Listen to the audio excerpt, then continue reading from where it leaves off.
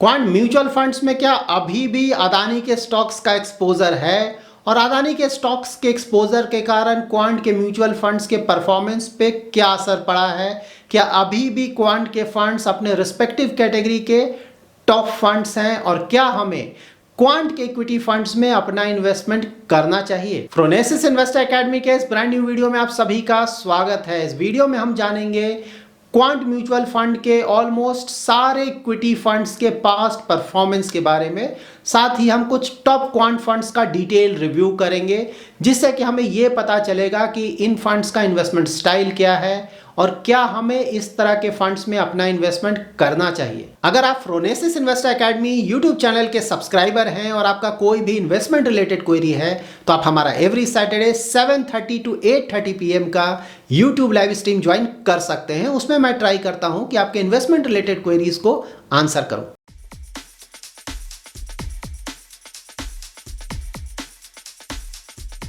Quant mutual funds के कुछ equity schemes का इवन 10 इयर्स का रिटर्न अवेलेबल है और इसी को देखकर कुछ इन्वेस्टर्स को अभी भी लगता है कि क्वांट म्यूचुअल फंड एक काफ़ी पुरानी कंपनी है, जबकि ऐसा बिल्कुल भी नहीं है। क्वांट म्यूचुअल फंड एक नई कंपनी है।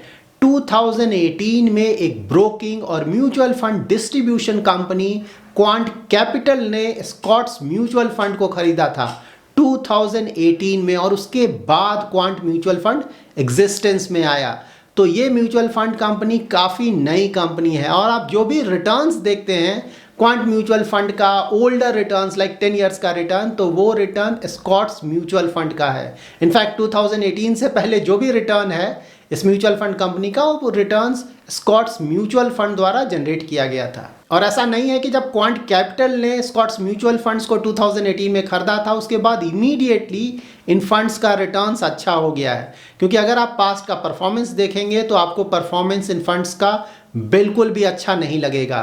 लाइक यहाँ पे अगर आप 31 दिसंबर 2019 का परफॉर्मेंस देखें क्वांट के फंड्स का, तो ऑफकोर्स ज़्यादातर फंड्स का परफॉर्मेंस बिल्कुल भी अच्छा नहीं था।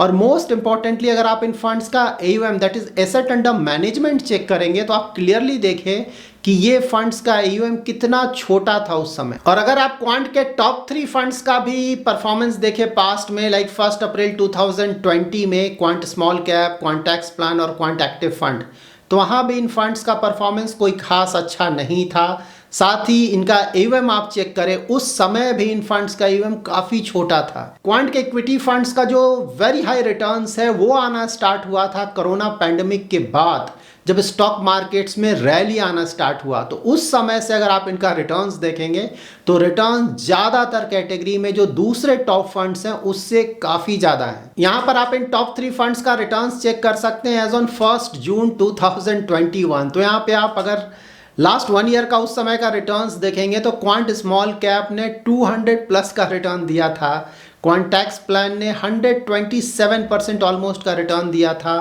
क्वांट एक्टिव फंड ने 114% का रिटर्न दिया था। उस समय के क्वांट के इक्विटी फंड्स का अगर आप स्टॉक पोर्टफोलियो चेक करेंगे तो उस समय किन किन सेक्टर्स ने अच्छा किया था, तो 2 ऐसे सेक्टर्स जिसने काफ़ी अच्छा किया था, जिसमें ज़्यादातर म्यूचुअल फंड कंपनीज का एक्सपोजर था, वो था फार्मा और IT। तो वहाँ पे इनका भी एक्सपोजर अच्छा खासा था। लेकिन 2 ऐसे सेक्टर्स जिनमें इन्होंने काफ़ी बड़ा बेट लिया था और दूसरे जो म्यूचुअल फंड कंपनीज ने उतना बड़ा एक्सपोजर नहीं लिया था, वो 2 सेक्टर्स थे metals and minings and chemicals. तो ये 2 सेक्टर्स का रिटर्न्स काफ़ी, इन 2 सेक्टर्स के जो स्टॉक्स हैं, कुछ स्टॉक्स हैं, उनका रिटर्न्स काफ़ी ज़्यादा आया था उस पीरियड में, और क्वांट के इक्विटी फंड्स को उसका बहुत बड़ा एडवांटेज मिला था। यहाँ पर आप क्वांट के उन सारे इक्विटी फंड्स का डिटेल चेक कर सकते हैं जिन्होंने अभी तक एटलीस्ट 1 ईयर कंप्लीट कर लिया है। तो यहाँ पर आप इन फंड्स का 1 ईयर, 3 ईयर, 5 ईयर और 10 ईयर का रिटर्न्स चेक कर सकते हैं with respect to its benchmark. और साथ ही आप इन फंड्स का AUM that is asset under management भी चेक कर सकते हैं। इन फंड्स के रिटर्न्स को चेक करते वक्त आप ये ध्यान में रखें कि किसी भी 2 फंड्स का रिटर्न्स आप कंपेयर नहीं करें, क्योंकि यहाँ पे जो फंड्स हैं वो डिफरेंट कैटेगरीज के फंड है जिनका हम रिटर्न्स कंपेयर नहीं कर सकते हैं, वो सही नहीं होगा। तो आप इन फंड्स का रिटर्न सिर्फ उनके बेंचमार्क से कंपेयर करें, और जो भी फंड अपने बेंचमार्क को बड़े मार्जिन से बीट कर पा रहा हो उस फंड को हम काफी अच्छा फंड बोल सकते हैं। नाउ हम जान लेते हैं कि क्वांट के इक्विटी फंड्स इतना हाई रिटर्न कैसे जनरेट कर पा रहे हैं। तो इसके लिए हमें क्वांट एएमसी के इन्वेस्टमेंट फिलॉसफी और इन्वेस्टमेंट स्ट्रैटेजी के बारे में जानना होगा। तो इनका इन्वेस्टमेंट स्ट्रैटेजी है VLRT strategy. VLRT strategy stands for V for valuation, L for liquidity, R for risk and T for timing. तो क्वांट के equity funds in all 4 parameters को ध्यान में रखकर ही अपना इन्वेस्टमेंट करते हैं। और अगर आप इनका इन्वेस्टमेंट फिलॉसफी देखेंगे तो वो है एक्टिव, एब्सोल्यूट एंड अनकंस्ट्रेंट। इस फंड हाउस के इन्वेस्टमेंट स्ट्रैटेजी और इन्वेस्टमेंट फिलॉसफी से हमें यह पता चलता है कि ये फंड हाउस किसी भी पर्टिकुलर इन्वेस्टमेंट स्टाइल को नहीं फॉलो करता है, like value style of investing या फिर ग्रोथ स्टाइल ऑफ इन्वेस्टिंग। इनके लिए पूरा मार्केट ओपन है, लाइक कहीं भी इन्हें अगर अपॉर्चुनिटी मिलता है, इन्हें लगता है कि कोई भी पर्टिकुलर स्टॉक आने वाले समय में काफ़ी अच्छा रिटर्न जनरेट करेगा, तो वहाँ पे ये अपना इन्वेस्टमेंट करते हैं। और उसके बाद अगर कोई दूसरा स्टॉक इन्हें दिखता है कि नो अब ये स्टॉक शायद ज़्यादा अच्छे रिटर्न्स दे पाएगा, तो वहाँ पे वो स्विच कर लेते हैं। दैट्स वाई अगर पास्ट में इन फंड्स का अगर आप टर्नओवर रेशियो देखेंगे पोर्टफोलियो का, तो वो काफ़ी ज़्यादा रहता है। वो इसीलिए क्योंकि ये बेसिस अपॉर्चुनिटी अपना जो पोर्टफोलियो है वो चेंज करते रहते हैं और बाय एंड होल्ड स्ट्रैटेजी पे ज़्यादा विश्वास नहीं करते। इन्हें लगता है कि जो एक्सट्रीम्स हैं वहाँ पे अल्फा जनरेशन के चांसेस काफ़ी ज़्यादा होते हैं। एक्सट्रीम से मेरा मतलब ये हुआ कि कुछ ऐसे सेक्टर्स जो कि काफ़ी ज़्यादा सिक्लिकल होते हैं, जहाँ की रिटर्न पोटेंशियल तो बहुत ज़्यादा है लेकिन वो काफ़ी ज़्यादा रिस्की भी होते हैं। और वहाँ पे ज़्यादातर म्यूचुअल फंड कंपनीज़ को आप देखेंगे कि वो ज़्यादा एक्सपोजर नहीं लेते हैं, लाइक मेटल्स या माइनिंग या फिर कंस्ट्रक्शन या फिर केमिकल्स। तो यहाँ पे क्वांट के म्यूचुअल फंड्स का एक्सपोजर आपको रिलेटिवली हमेशा ही ज़्यादा देखने को मिलेगा। क्वांट के फंड्स टाइमिंग को बहुत ज़्यादा इंपॉर्टेंस देते हैं, जबकि ज़्यादातर म्यूचुअल फंड कंपनीज ऐसे हैं जो कि बाय एंड होल्ड स्ट्रैटेजी को फॉलो करते हैं। दैट इज़ उन्होंने कुछ स्टॉक्स को खरीद लिया और सालों तक उसे होल्ड करते हैं, जबकि क्वांट म्यूचुअल फंड्स में ऐसा नहीं है। नाउ हम क्वांट के एयूएम वाइज टॉप 3 फंड्स का डिटेल रिव्यू करेंगे और उसमें हम इनका market cap allocation, sector allocation और स्टॉक पोर्टफोलियो चेक करेंगे, जिससे कि हमें पता चल सके कि क्या इस तरह के फंड्स को हमें अपने पोर्टफोलियो में ऐड करना चाहिए। यहां पर आप इन फंड्स का expense ratio, portfolio price to earning और पोर्टफोलियो टर्नओवर रेशियो चेक कर सकते हैं। तो एक्सपेंस रेशियो इन फंड्स का ज़्यादा नहीं है, जो कि अच्छा है। इन फंड्स का portfolio price to earning ratio देखकर यही लगता है कि फंड्स ने फिलहाल वैल्यू स्टॉक्स में अच्छा खासा एक्सपोजर लिया हुआ है, क्योंकि इनका portfolio price to earning ratio ज़्यादा नहीं है।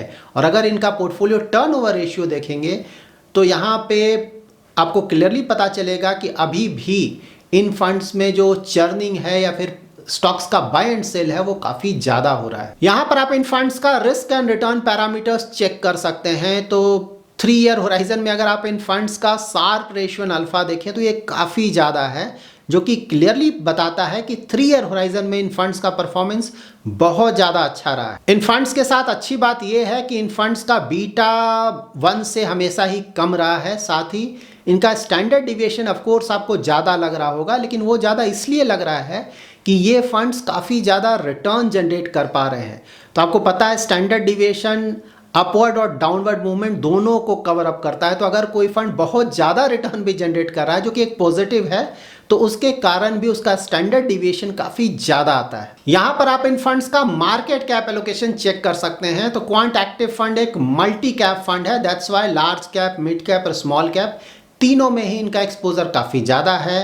Quant small cap of course एक स्मॉल कैप कैटेगरी का फंड है। दैट्स वाई स्मॉल कैप के स्टॉक्स में अबाउट 72% का एक्सपोजर है। साथ ही इस फंड ने लार्ज कैप के स्टॉक में भी अच्छा खासा एक्सपोजर लिया है, एट अबाउट 16% का। और क्वांट टैक्स प्लान में भी इन्होंने लार्ज कैप के स्टॉक्स में काफ़ी बड़ा एक्सपोजर लिया है। साथ ही मिड कैप और स्मॉल कैप के स्टॉक्स में भी थोड़ा एक्सपोजर लिया है। यहाँ पर आप इन फंड्स का सेक्टर एलोकेशन चेक कर सकते हैं। तो इनका सेक्टर एलोकेशन ज़्यादातर केसेस में दूसरे फंड से थोड़ा अलग होता है। लाइक क्लियरली आप यहाँ पे देख सकते हैं कि ज़्यादातर फंड्स में केमिकल या फिर मेटल और माइनिंग या फिर कंस्ट्रक्शन सेक्टर के स्टॉक्स का एक्सपोजर ज़्यादा होता है। यहाँ पर आप इन फंड्स का स्टॉक पोर्टफोलियो चेक कर सकते हैं और इन फंड्स में कई स्टॉक्स आपको मिल जाएंगे जो कि कॉमन है और उन सेम कॉमन स्टॉक्स में काफ़ी बड़ा एक्सपोजर लिया गया है। लाइक सबसे बड़ा एग्जांपल है आईटीसी। इन ऑल 3 फंड्स में आईटीसी का एक्सपोजर सबसे ज़्यादा है, 9% प्लस का। इवन इन्होंने अपने स्मॉल कैप फंड में भी आईटीसी का इतना बड़ा एक्सपोजर लिया है। साथ ही इस फंड हाउस के ज़्यादातर इक्विटी स्कीम्स में आपको एसबीआई और रिलायंस भी मिल जाएगा, लेकिन ये दोनों स्टॉक्स ऐसे हैं जो कि ज़्यादातर म्यूचुअल फंड कंपनीज के पोर्टफोलियोज में आपको मिल जाएंगे। लेकिन साथ ही इस फंड हाउस ने पीएनबी के स्टॉक्स में काफ़ी बड़ा एक्सपोजर लिया है, यहाँ पे पतंजलि के स्टॉक में काफ़ी बड़ा एक्सपोजर लिया है और साथ ही आईआरबी इंफ्रा के स्टॉक में भी काफ़ी बड़ा एक्सपोजर लिया है। क्वांट एक्टिव फंड का अगर आप पीएसयू होल्डिंग देखें तो वहाँ पे आपको एसबीआई पीएनबी मिलेगा टॉप होल्डिंग में। साथ ही अगर आप नीचे का पोर्टफोलियो चेक करेंगे तो आपको यूनियन बैंक ऑफ इंडिया मिलेगा। और अगर आप क्वांट टैक्स प्लान का पीएसयू होल्डिंग चेक करेंगे तो आपको एसबीआई, एनटीपीसी, पीएनबी के साथ साथ एलआईसी मिलेगा। और नीचे का पोर्टफोलियो चेक करेंगे तो वहां पे आपको गेल इंडिया, भारत पेट्रोलियम और यूनियन बैंक ऑफ इंडिया मिलेगा। क्वांट स्मॉल कैप फंड ने पीएनबी में अच्छा खासा एक्सपोजर लिया हुआ है। सो ओवरऑल जो हमने स्टॉक पोर्टफोलियो चेक किया है उससे क्या पता चलता है? फिलहाल क्वांट के फंड्स ने पीएसयू बैंक्स, मेटल स्टॉक्स और साथ ही इंफ्रा के स्टॉक्स में अच्छा खासा एक्सपोजर लिया हुआ है। यहां पर आप इन ऑल 3 फंड्स का पोर्टफोलियो ओवरलैप चेक कर सकते हैं। तो यहां पे क्लियरली आप देख सकते हैं कि इन फंड्स के बीच में ओवरलैप काफ़ी ज़्यादा है। लाइक क्वांट एक्टिव फंड और टैक्स प्लान में ओवरलैप 64% का है, क्वांट एक्टिव फंड और स्मॉल कैप में 39% और टैक्स प्लान और स्मॉल कैप में 29% का ओवरलैप है। तो अगर आप क्वांट के फंड्स में अपना इन्वेस्टमेंट करना चाहते हैं तब भी आप ट्राई करें कि एक फंड से ज़्यादा फंड आप अवॉइड करें, क्योंकि यहाँ पे पोर्टफोलियो ओवरलैप काफ़ी ज़्यादा। क्वांट के फंड्स के इक्विटी पोर्टफोलियो को चेक करके ऑफकोर्स हमें ये अभी तक पता चल चुका है कि यहाँ पे जो अदानी के स्टॉक्स में इनका एक्सपोजर था वो फिलहाल नहीं है। सो ऐसा लगता है कि इन्होंने अदानी के स्टॉक्स को अपने पोर्टफोलियो से हटा लिया है।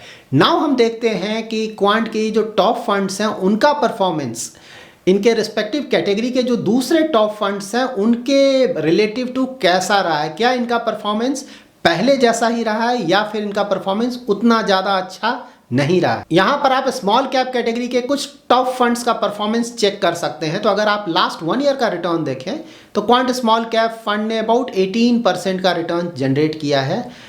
तो यहाँ पे कुछ दूसरे फंड्स भी आपको मिल जाएंगे जो कि इसी तरह का रिटर्न जनरेट कर पा रहे हैं। तो ऐसा नहीं है कि क्वांट के फंड का लास्ट 1 ईयर का रिटर्न दूसरे फंड से काफ़ी ज़्यादा है, जबकि यहीं पे अगर आप इन फंड्स का लास्ट 3 ईयर्स का रिटर्न देखेंगे तो क्वांट स्मॉल कैप फंड का 3 ईयर का रिटर्न है 54.64% और दूसरे फंड से अगर आप इस रिटर्न को कंपेयर करेंगे तो दूसरे फंड्स का रिटर्न काफ़ी कम है।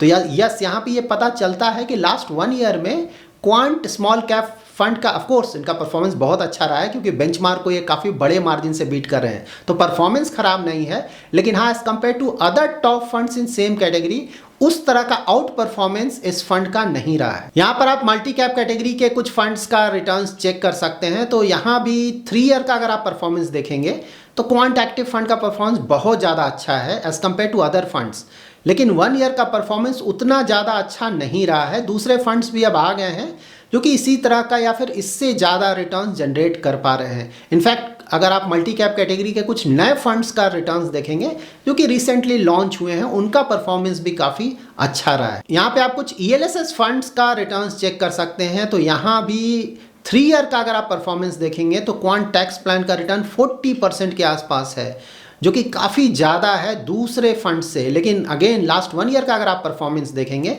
जो कि अबाउट 14% के आसपास है, तो इस तरह का रिटर्न दूसरे फंड्स ने भी जनरेट किया है।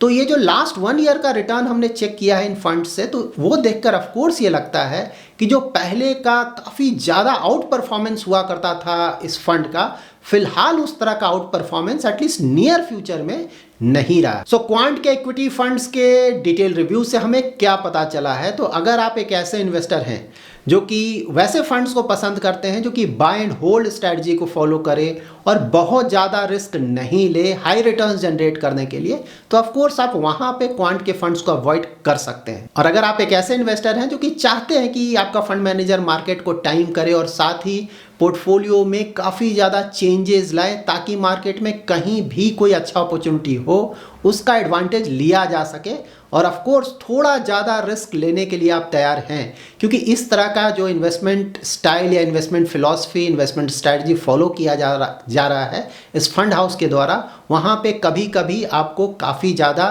रिस्की बेट्स लेते हैं ये लोग। तो वहाँ पे अगर वो रिस्की बेट्स गलत जाते हैं तो ऑफ कोर्स उस समय एटलीस्ट जो ओवरऑल रिटर्न्स है वो बुरी तरह से हिट हो सकता है। तो अगर आप इन चीज़ों को समझते हैं तो ऑफ कोर्स आप इस तरह के फंड्स में अपना एक्सपोजर ले सकते हैं। So that's it in this video. अगर आपको ये वीडियो पसंद आया है तो जरूर लाइक एंड शेयर करें, और अगर अभी तक आपने हमारा यूट्यूब चैनल सब्सक्राइब नहीं किया है तो जरूर सब्सक्राइब करें। Thanks lot for watching.